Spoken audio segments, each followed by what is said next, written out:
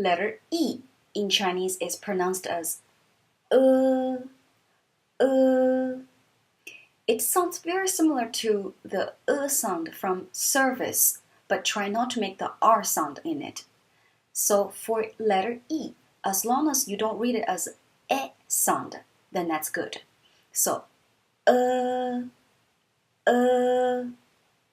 Actually, for all the vowel letters like A, E, I, O, U, physically you have air from your belly all the way up and not bumping on anything.